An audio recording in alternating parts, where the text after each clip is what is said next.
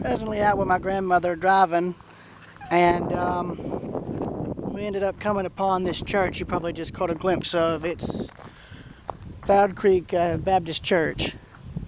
Now I am going to be getting pictures, so yeah, or Cloud Creek Baptist Church, I should say. Founded in 1788. But yeah.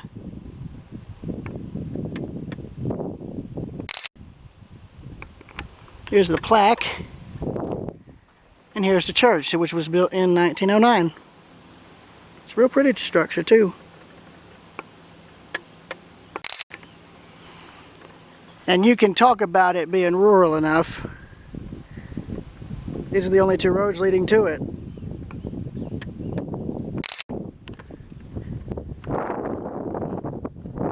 I am getting pictures since this is such a quiet road. I don't have to worry about a lot of traffic. That's why I'm able to do this. But my main goal for this is to try and look at Howard's covered bridge. That's the other covered bridge out here that no one really knows about, since Watson's Mill gets all the glory, so to speak. But here's what tells you you're in Georgia: farmland. Yeah, but the reason I'm backing up is I want to get the church with these trees. It looks nice.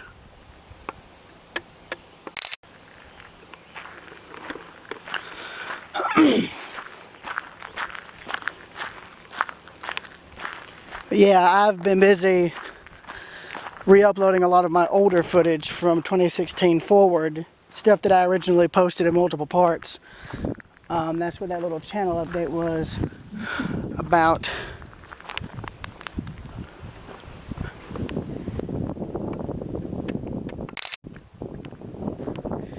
I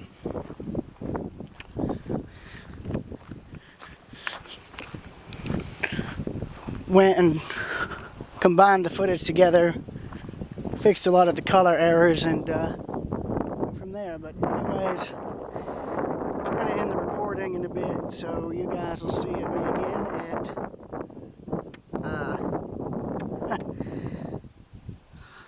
Howard's Covered Bridge. So till next time, this is Railroad Preserver 2000 signing out.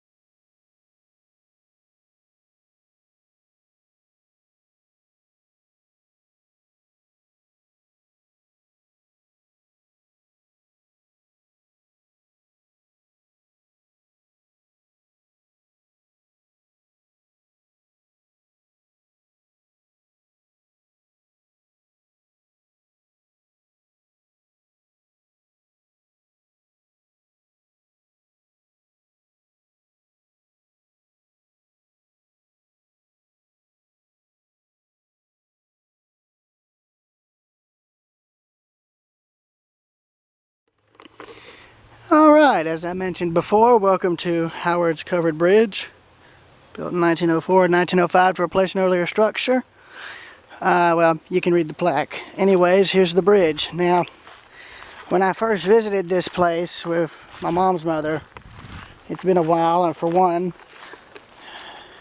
another, there was a lot of vandalism when we visited, but now, from what I can see, the Historical Society is taking it over, which is good.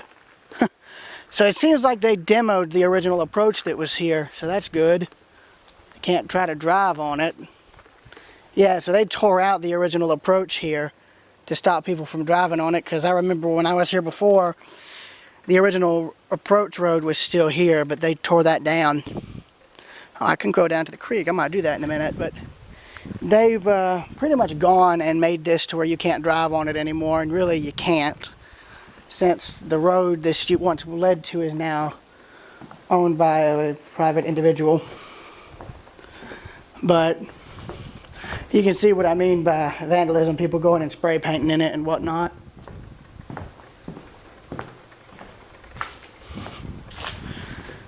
But it's interesting. seeing a bridge like this.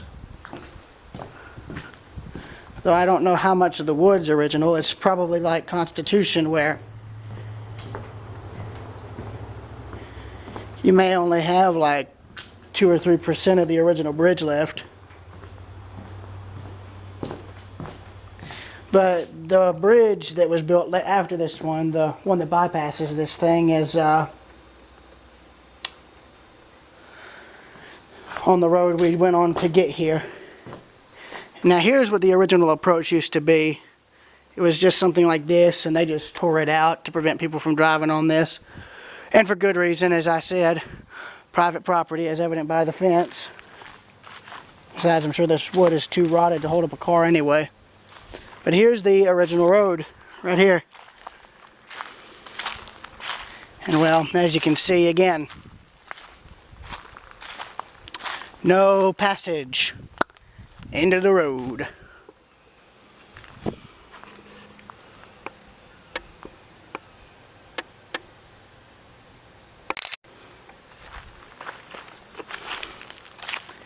But you can see all down here is the floodplain on each side of the bridge. Over on this side and this side. Now I'm going to try and go down on the other side to show you this. I'm not going to try walking down on this side because, well, for one, it's a straight up drop. But interestingly, these are the original stone abutments right here. Field stone abutments. Then there's Howard's Creek peeking through the trees. As well as the floodplain, which, as you can see, is full of water.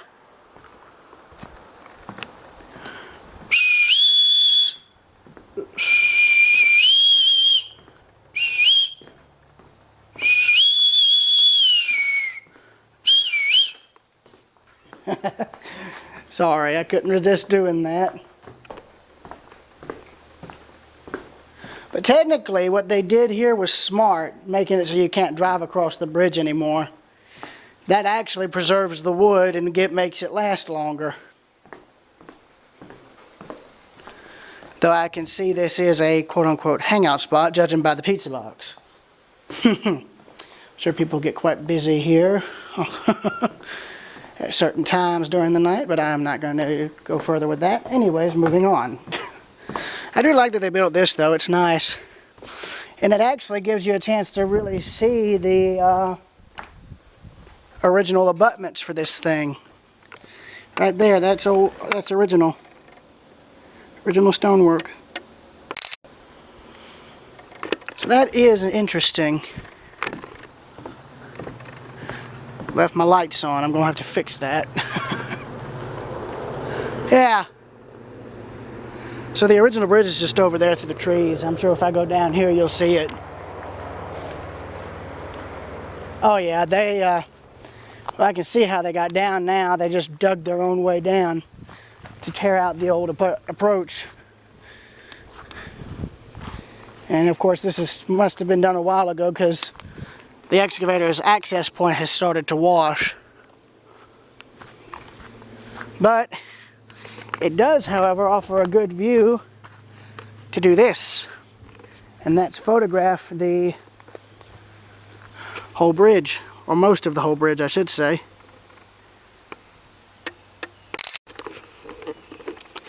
Now what's interesting is you have the original stone pier here, but then you've got wood pylons the rest of the way, but that's not good right there. But that right there is not very good. And I know what you're probably going to say. What do I mean by that? Well, look there.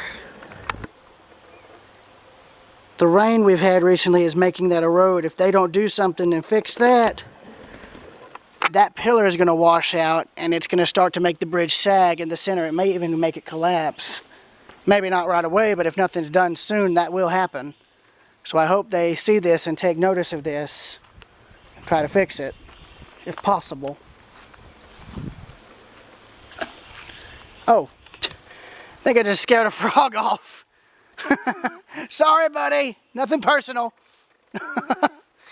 Anyway, there's Howard's Creek. And here's the rest of the bridge. And there's the creek.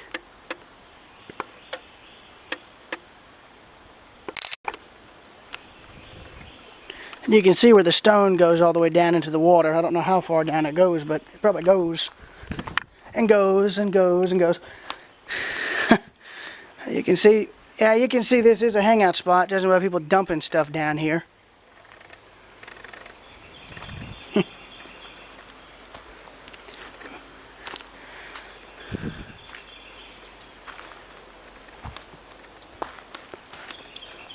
But again, I'm trying to avoid the mud if I can help it.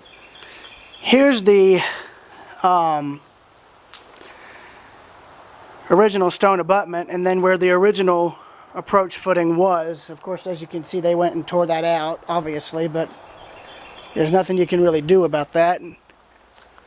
I wonder if these stones are from the bridge. They might be, but at the same time, maybe not. Who knows? Well, you can see they have done stabilizing work recently, which is good. But again, I need to get in touch with the Historical Society and show them this, because that right there is a problem. And I just got a picture of that for them so that they know. I'd hate for them to lose this bridge after they just sunk a good bit of money into trying to make it to where it's accessible again.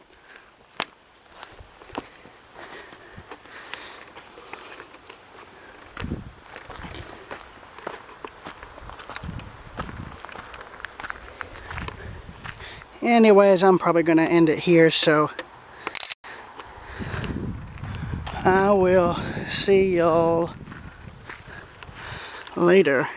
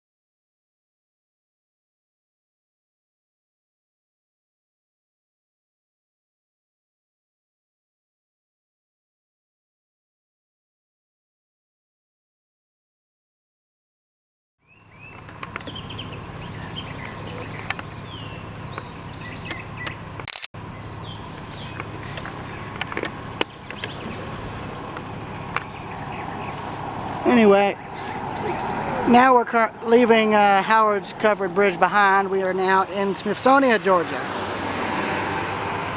Just waiting for the traffic to clear so I can actually get some pictures.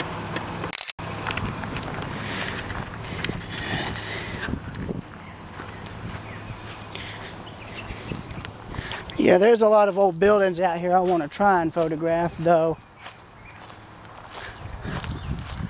I'm unable to really get to them from here. I'm probably going to have to drive closer to them and get parked, but it's real pretty out here and I wanted to stop and photograph it. Now, there was a house right in here, I can tell you that, because of the trees positioned in here and here. This was to provide shade during these particular months.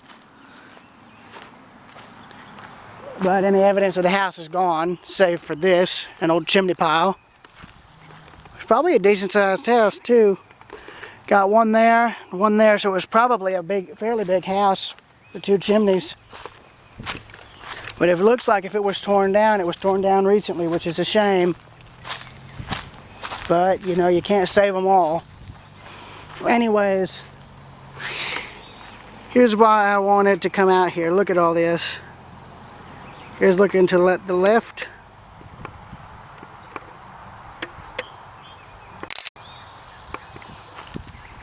And now looking right.